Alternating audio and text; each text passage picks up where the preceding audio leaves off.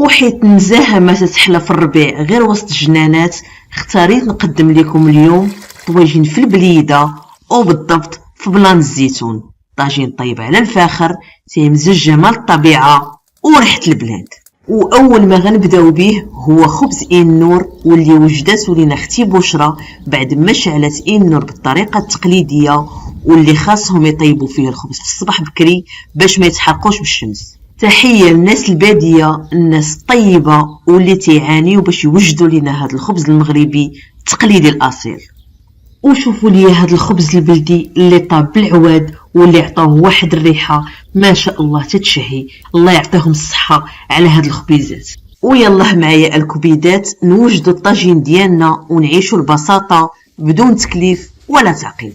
ومادام حنا في العروبيه خاصنا نذوقوا خيرات البلاد، وما كاين ما احسن من الدجاج البلدي نوجدوا به الطواجين ديالنا.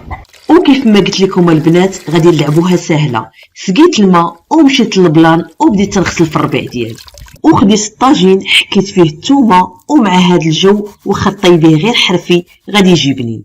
زدت الربيع مقطع، وكيف ما تشوفوا معايا العطريه باقا في البلاستيكات ديالها حيت سر البنه في البساطه، واللي فيها الملح، مروزيه الدجاج، سكينجبير، الخرقوم البلدي والابزار، وزدت بسيبيسه والزيت النباتيه.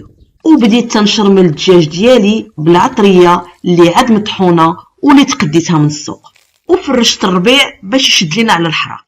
نقيت البصله الخضاريه وبديت تنقطعها دواور، حطيت عليها الدجاج وخليته يشرب العطريه بين ما وجدت البطاطا حيت هي اللي تصلح لينا الجو تيوكل.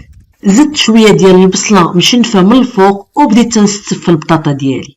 الظهر بدات يأذن وانا باقي يلا تنوجد في الطاجين، وحنا في عطله وحده علينا وقت ما وجد الطاجين.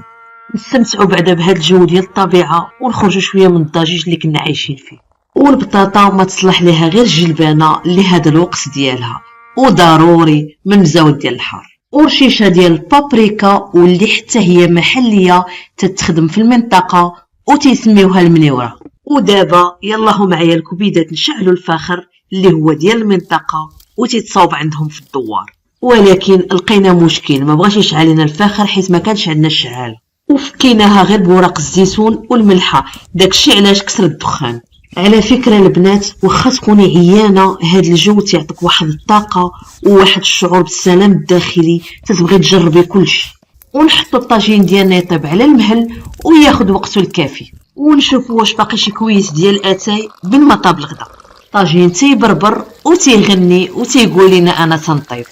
ودابا نطلعوا على الطواجين واش تجمر، وراه يقرع ديال زيت العود ديال البليده احسن زيت نسمو بها الطواجين ديالنا، ونقادو الجليسه باش نتغداو. وها هو خبز النور والطواجين ديالنا وشليده بلديه. وبهكذا نكونوا كملنا حلقتنا اليوم مع طاجين البليده بريحه التراب والطبيعه. وما بقى لي الا نقول لكم كونوا معايا في الموعد الفيديو الماجي باش نعيشوا جميع يوميات جديده في العروبيه مع هاد الناس ديال الجود والخير والكرم، ونتعرفوا على اشمن منطقه تقاسمت معكم فيها هاد الاجواء الرائعه. خليتكم على خير، السلام عليكم.